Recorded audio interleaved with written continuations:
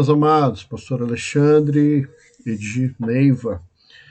Sou pastor aqui da Segunda Igreja Batista em Pouso Alegre. Eu vou gravar esse vídeo para fazer um comentário, principalmente para as minhas ovelhas, para as pessoas que eu acompanho aqui no dia a dia e que querem saber o que está acontecendo ali com o nosso colega, pastor Ed Renekiewicz, pastor da Igreja Batista da Água Branca, em São Paulo, que foi desligado da Ordem dos Pastores Batistas do Brasil. Muita gente imagina que a Ordem dos Pastores Batistas é como uma OAB, por exemplo, que exerce um poder hierárquico sobre os aquelas pessoas que são ligadas a ela, né, que tem no caso da OAB tem a carteirinha da ordem, né? Não é bem assim, né? A Ordem dos Pastores é um órgão de associação, né, onde você se reúne para apoio mútuo, não existe hierarquia, né? Então eu queria falar um pouquinho, né? Uma das coisas importantes é dizer que não tem nada para comemorar aqui. Alguns colegas têm feito textos e vídeos comemorando esse desligamento como um revanchismo. Eu não vejo nada para comemorar, é muito triste essa situação. Quando o Conselho de Ética chega nesse ponto, é porque não conseguiu uma alternativa de restauração, então não vejo nada para comemorar. Nosso desejo é que muito em breve o pastor Ed seja reconduzido e que ele sinta-se honrado em ser reconduzido também e que a gente veja isso passar. Mas eu preciso traduzir para os irmãos o que aconteceu. Eu separei aqui alguns vídeos para os irmãos entenderem. O primeiro deles é justamente o vídeo que o pastor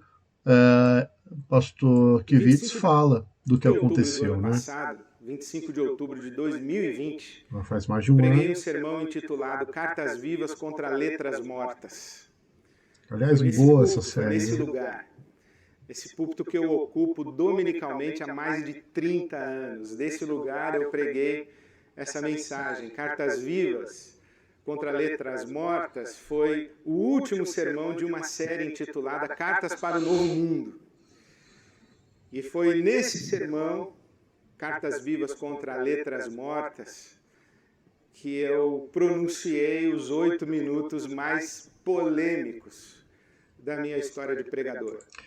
O pastor Ed não está exagerando, não. Quando ele fala que foi os 8 minutos mais polêmicos, é porque ele está fazendo referência a outras polêmicas que ele já se envolveu, tá? Nesses 8 minutos, eu fiz as declarações: a Bíblia precisa ser atualizada e a Bíblia é um livro insuficiente. Duas palavras: atualizar, insuficiente. 8 minutos, num sermão de 50 minutos, numa série de 13 sermões, numa história de mais de 30 anos. Vocês percebem que ele faz uma introdução coerente, né? Ele é um pastor que está há 30 anos na mesma igreja. Isso é difícil no meio batista, tá? Nosso povo é muito contestador, extremamente contestador. E ele coloca que implícito, aí eu vou demonstrar, ele fala, já me envolvi em outras polêmicas, mas essa foi talvez a maior polêmica da minha vida como pregador. Eu separei outra aqui, que é quando ele fala sobre um momento em que ele foi acusado de ser universalista. O pessoal está falando na internet que eu sou universalista, eu acho que eu dei brecha mesmo, que quando eu expliquei Romanos, tem uns textos lá de Romanos que dá essa deixa, e eu me agarrei nessa deixa aí, porque eu quero mesmo que todo mundo vá para o céu. Percebe? Ele pregou uma mensagem, e nessa mensagem, eu assisti essa mensagem, ficou muito universalista, assim, ficou mesmo.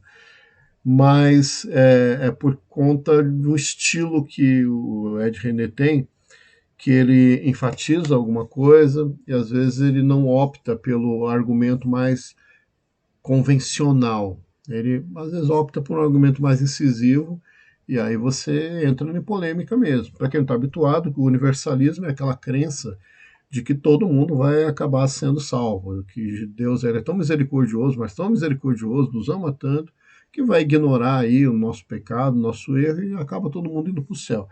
Isso não tem coerência, né, nem com a teologia tradicional das igrejas históricas, como a Igreja Batista, nem com a teologia das igrejas reformadas, né, que vieram ali depois da Reforma Protestante. Não tem coerência, então isso foi uma outra polêmica grande que ele se envolveu no passado. Tem uma outra que eu separei aqui, que é quando, talvez eu perca aqui o ponto certinho, mas quando ele vai falar sobre a questão da homossexualidade. De pessoas do mesmo sexo na igreja. Deixa eu O voltar um mesmo pouquinho. padrão de comportamento que eu tenho. Então eu reconheço os direitos civis Ok. dos cidadãos brasileiros que são homossexuais. E eu gostaria demais de encontrar na Bíblia Sagrada respaldo e fundamento para fazer um casamento de pessoas do mesmo sexo na igreja. Percebe o jeito de argumentar? Então ele fala assim: eu gostaria demais de encontrar um argumento na Bíblia para fazer na igreja casamento de pessoas do mesmo sexo. Quando a pessoa pega isoladamente uma frase assim, isso já gera uma certa resistência, né? Mas ainda não encontrei.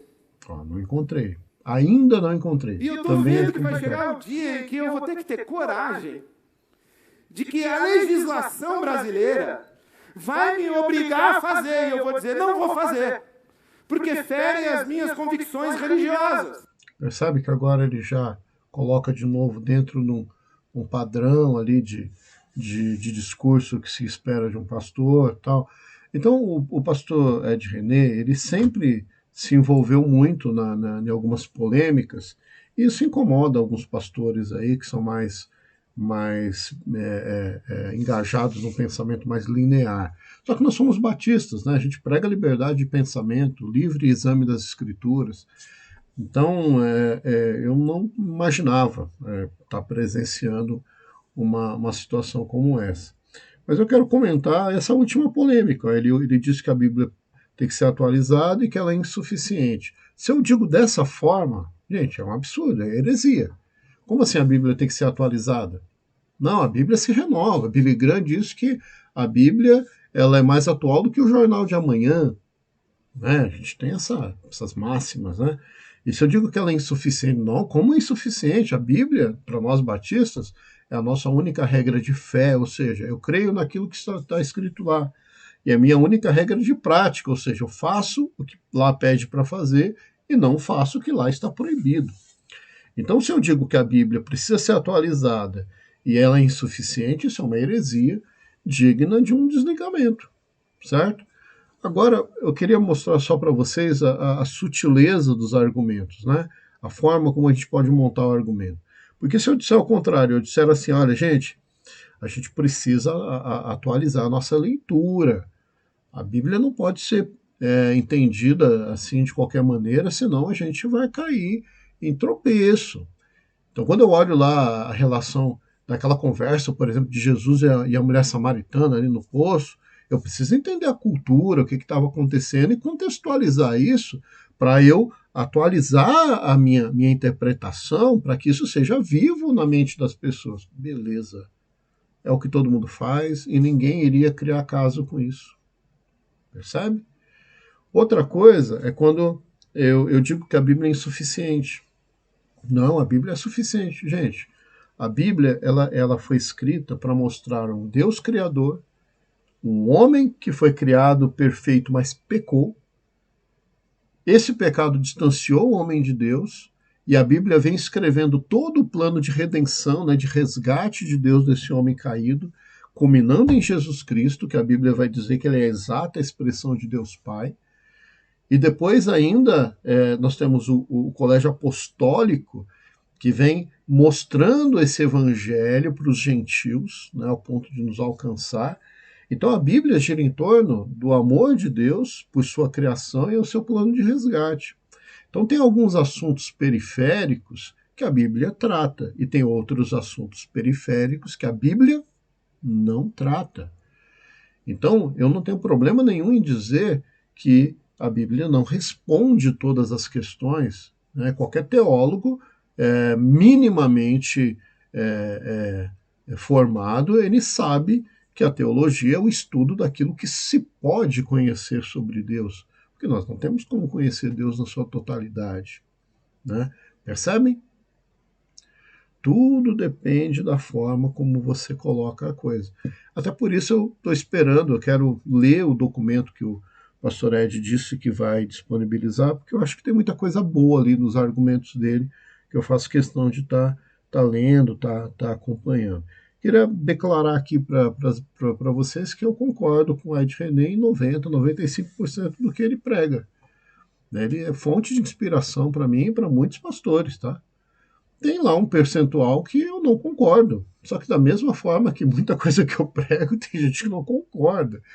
Né? Muita coisa que os meus professores de seminário me ensinaram que não concordo. Tem um espaço ali para você concordar, discordar ou ter a sua própria opinião. Né? Então, a gente precisa ter isso em mente. Tá bem?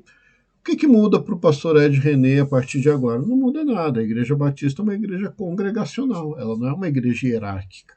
A gente não tem um bispo, um apóstolo, um dono lá que é proprietário da Igreja Batista que ele manda de cima para baixo. Isso não existe. Se a Igreja da Água Branca estiver em paz com ele, é o que parece estar, né, depois de 30 anos de ministério muito próspero, muito bem sucedido, né, deixando uma igreja extremamente estruturada. Acho que está tudo em paz ali, estando em paz. Quem determina a vida da igreja batista é a igreja local, não é a denominação que determina as coisas. Nós trabalhamos por associação, né? Então nós nos associamos regionalmente, nos associamos no âmbito estadual, nos associamos no âmbito nacional, para cooperação entre as igrejas, mas não existe hierarquia. Não existe. Amém? Então, qual que é a minha oração? Minha oração é que isso passe logo, que ele seja reconduzido, que haja ali um ponto de inflexão. Essa é a nossa oração. Né?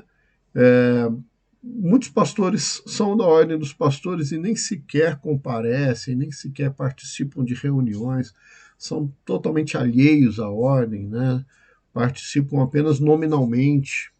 Então isso não muda absolutamente nada. Mas para a gente muda o fato de que precisamos pensar sobre isso. Precisamos pensar sobre a nossa unidade de pensamento. Precisamos pensar sobre as questões do nosso tempo. Olha, até aqui, o tema que eu uso aqui, questões do nosso tempo. Tem questões que precisam ser pensadas, sim. Tem questões aí ligadas à genética, ligadas às doenças, ligadas a tratamento, ligadas às políticas públicas, ligadas a uma série de coisas que a Bíblia não vai tratar em detalhe. A gente vai ter que usar a lógica bíblica, a ética bíblica, né, os valores bíblicos para tentar dar uma resposta, mas não vai ter uma resposta específica, não. A gente vai ter que usar muito da nossa, da nossa razão, que foi dada por Deus, muito do nosso coração, que é tocado pelo Espírito Santo do Senhor, para nos iluminar, né, e para tentar dar uma resposta que seja minimamente satisfatória para o nosso povo. Então, que Deus abençoe a sua vida. Orem pelo pastor Ed, né? Abençoem a vida dele, que ele possa compreender esse momento todo, né? Que ele se sinta abraçado, né? E que nós possamos muito em breve estar falando outra coisa aqui, que é a comunhão entre a nossa denominação e o pastor Ed, ele e a gente, e tudo isso que sempre aconteceu e deve continuar acontecendo. Se você tem uma opinião diferente da minha, pode dar opinião aí embaixo, aí não tem problema nenhum. Quer fazer uma pergunta? Pode fazer a pergunta, a gente faz questão de responder. Gostou? Dá um joinha. Não gostou? Pode dizer que não gostou, não tem problema. Nós somos batistas.